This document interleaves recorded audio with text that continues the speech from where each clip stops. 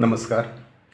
आज मी प्राध्यापक MP तथा मधु पाटील सरांच्या आस्वाद समीक्षा मधु मंगेश कर्णिक साहित्य या पुस्तकातील मधु मंगेश कर्णिक कादंबरी या प्रकरणाच्या मी पाडलेल्या 12 भागांपैकी 11वा भाग वाचतोय.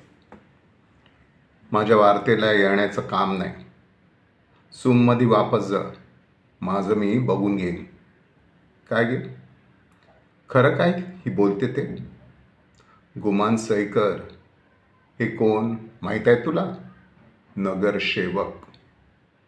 मी येऊन गेलो हे कुणाला कळता कामा नये, नाहीतर माझ्यासारखा डेंजर माणूस नाही एस केला. तुझा काय विचार आहे? पण ध्यानात ठेव, या रूमचे मालक आम्ही आहो, हे रान नाही. मावशी, हिला रान बोललो ते बरोबरच आहे. ही ह्याला लागू हाय. गिरणगावातील वाणगुंड सिद्धार्थ पोराची आपल्या आईबद्दलची ही गावगुंडी भाषा, त्याच्याबद्दल सर्व काही बोलणारे.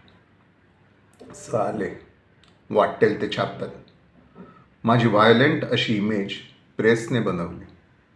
माझ्याकडे यायचं, सगळं ऐकायचं आणि तिरपागडं छापायचं. नीच हलकट जमात. एक जण हावऱ्यासारखे येतात, ती पाकिटाची आशा करतात. एक बाई आहे, इतकी हावरी खादाड की समोर दिसेल ते निर्लज्जपणे मागून घेते. आमचं तत्त्वज्ञान संघर्षाचं आहे. आमची आयडिओलॉजी संघर्षाची आहे. संघर्षातून विकास. त्यांना हे शिकायला 7 जन्म लागतील. भवितव्य कामगारांचं अंतिम यश हेच भवितव्य. कामगार संपाला कंटाळले आहेत. खोटं. हा खोटा प्रचार मीडिया आणि सरकार करते. मी तणावाखाली ठेवणार कारखानदारांना, गिरणी मालकांना आणि त्यांना पाठीशी घालणाऱ्या सरकारला. गिरणी कामगारांच्या अपयशी संपाचा नेता दत्ता सामंत यांची आत्मकेंद्री नेतेगिरीची भविष्य विध्वंसक शिवराळ भाषा. इंग्रजीचे आवरण घेतलेली तथाकथित उच्च शिक्षित हायर मिडल क्लासची भाषा माहीम खाडीतील गँग, किरण किंवा गिरण गावातला वाणगुंड पोरगा यांच्याच संस्कृतीतली असते. You dirty bitch, I hate you. You scoundrel, you dirty swine, असे रत्नाकर मुरलीधर बायकांना शिव्या देतात. मुरलीधर तर I am not lunatic, neither psychic. As a husband, I wanted her alone, to be in my bed. For obvious purpose, I have an irresistible urge for sex. असा उघडपणे सेक्सची मागणी सांगत असतो. जवळजवळ याच वर्गा आसपासच्या सेक्रेटरी पोरी शासकीय स्वागत कक्ष इंग्रजीची स्टाईल मारत असतात आणि त्यांचे संदीप कश्यपसारखे सनदी बॉस त्याच इंग्रजी स्टाईलीत त्यांच्या लाचारीला बेदात करीत असतात. Good morning sir, and hearty welcome to sir, to you sir, to the new corporation. I am Chanda Shivdasa. Good morning sir, I am Maya, your secretary. या दोघींवरची त्याची ignoring instruction, please get me Delhi, connect to my previous office. त्याचा अहंकारी दर्प असा आहे. After all government is government, all powerful. We manage government. उद्योगमंत्र्यांशी हिंदी, मराठी, इंग्रजीत बोलताना त्याची हिंदी भाषेतील अधिकारयुक्त ऐट जाणवतेच. सर, गाड़ी की फिक्र मत कीजिए, मैं गाड़ी का बंदोबस्त कर देता हूँ. आप शिर्डी का प्रोग्राम पक्का कर दीजिएगा. माझ्याकडे बऱ्याच गाड्या आहेत. I can spare one without difficulty. त्या बामणाला उडवा, असं CMना सांगत महामंडळाचे चेअरमन झालेल्या बाळासाहेब साळुंखे यांचा सातारी ठसक्यातील कश्यप बरोबरचा खटका. राम राम. तसं बेश केलं. आम्हाला उपद्रव होईल असं काही करू नका. आम्ही कधी काही सांगितलं तर ऐकत जावं. आम्हाला विरोध आवडत नाही. जाग्यावर नाहीस, नाहीतर कच्चा खाऊन टाकला असता तुला. कुबेर, तुझ्या साहेबाला सांगून ठेव, म्हणावं इथं राहायचं असेल तर आमच्या सारख्यांच्या वाट्याला जाऊ नग. आम्हाला नोकरशाही वरचढ झालेली चालणार नाही. आणि हा भाकरी आणि फूलमधील विद्रोही आनंदचा विद्रोही भाषेतील आविष्कार. काय देणं लागतो आम्ही या देशाचे? कसली भाकरी आणि कसली फुलं, कसला देश, कसलं स्वातंत्र्य आणि कसला राष्ट्रध्वज. एक रंगीत क्षुद्र फडकं वाटतं आम्हाला. पुढारी, सरकार, राष्ट्र, राष्ट्रध्वज या साऱ्यांपेक्षा हाडा मांसांचा आणि जिवंत मनाचा माणूस आम्ही सर्वश्रेष्ठ मानतो आणि त्याच्या प्रतिष्ठेसाठी झगडतो. राष्ट्रातला माणूस हाच आमचा राष्ट्रध्वज. आम्हाला दडपणाऱ्यांविरुद्ध, आम्हाला विवस्त्र करणाऱ्यांविरुद्ध, आम्हाला भाकरी फुलापासून दूर ठेवणाऱ्यांविरुद्ध आम्ही मरेपर्यंत लढू.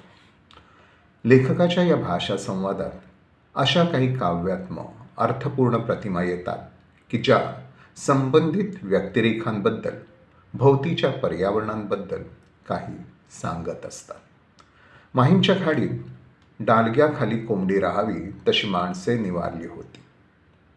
बाळणपणातच येसूचे मूल गेल्यावर तिला रडूही येत नव्हतं आणि डोळ्यात अश्रूही येत नाही.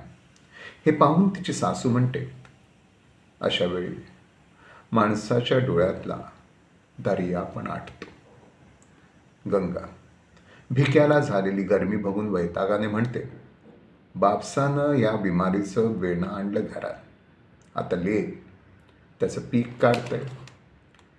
देवकीबद्दल बाबी खोत आपल्या पत्नीला सांगतो, ही वनवासातील गाय माझ्या पाठून आली आहे.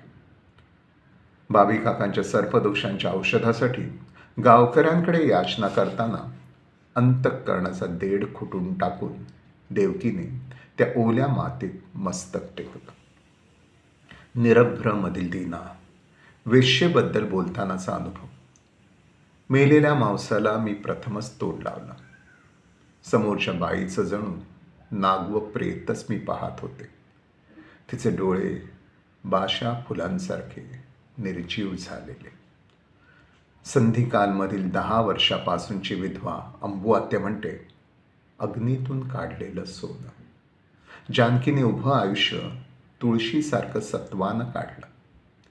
ही मेली सुलू भांगेच्या बनात मिरवते. म्हात्रेंचा मराठा पेपर चौघडा, नौबती, रणदुंदुंबी वाजाव्या तसा गाजत होता. भिकोबांना आपले चिरगुटासारखे दिवस पालटतील मँचेस्टरच्या धोतरजोडीसारखे आयुष्य जाईल असे वाटू लागले. ज्या समुद्रकाठावर मनाला निवांत विश्रांती मिळते, त्या समोरच्या वाळूमध्ये एखाद्या शुभ्र संगमरवरी पुतळ्यासारखी एक तरुणी वैशू पद्मासन घालून ध्यानस्थ बसलेली. ध्यानमग्न अशी ती मूर्ती. सूर्याचे कोवळे किरण तिच्या सर्वांगावर पसरले होते. एखाद्या वेड्या भ्रमिष्ठाच्या भाषेतील कल्पन असे असते, मास्तर, माझ्यासारखी बासरी वाजवणाऱ्या त्या कृष्णाला पोलिसांनी पकडलं नि वेड्यांच्या इस्पितळात ठेवलं. नि त्या इस्पितळात बांधून ठेवला श्रीकृष्ण. तुम्ही तिथं बासरी वाजवली तर तुम्हाला शॉक देतील इलेक्ट्रिकचा. एका माणसानं हातात वीज पकडली, तिचा एक शॉक बनवला. वेड्यांच्या इस्पितळाला नजराणा हवा होता ना, म्हणून देवानं आकाशातल्या विजेला इलेक्ट्रिकची वायर बनवली, तिचा शॉक तयार केला आणि दिला वेड्यांच्या इस्पितळासाठी पाठवून. लेखकाच्या याच भाषा संवादात एक म्हण, काही अपरिचित पण संबंधित वास्तवातले आशयघन शब्द, एखादा कहाणी सदृश प्रारंभ, एखादी लोकगीत, 1-2 समाज मनात रुतलेली पदं, हे सर्वच कादंबरी कथेला अर्थपूर्णता देण्यात सहभागी होत असतं. प्रत्येक चुलीवर धूर हाय नि हर एक अंथरुणात खटमल हा येतं, अशी एखादी म्हण. कोंबडीचा सुरवा, पडीची उस्तवारी, जनावराच्या मृत मांसाचे लादे, आवस म्हणजे आई, मुखात काहीतरी हिवणस, परसे, चिवे, आफळ, आपडे, महाथळ, आवाट, दाणंदर वारे, उणगोपना, चोकोड, इपवलास असे संबंधित वास्तवातले आशयघन रूढ शब्द. रघुला देवकी रूपक कहाणी सांगू लागली. एका रानात की नाही, एक राहत होती चिमणी आणि एक होता गरुड. घाडा भरीला भरीला खंडीच्या भाताचा, खंडीच्या मोत्याचा घाणा भरीला, असं एखादं लोकगीत. मन मनरमणा मधुसूदना मुखिरा हो माझ्या, अशाचसाठी गेल्या प्राण्या जन्म तुझा व्यर्थ, येई बाहरी सावळिया, अंतरीचा ज्ञान दिवा मानवू नको रे, अशी सोहराबाची पदे. इथे 11वा भाग संपवतोय. धन्यवाद.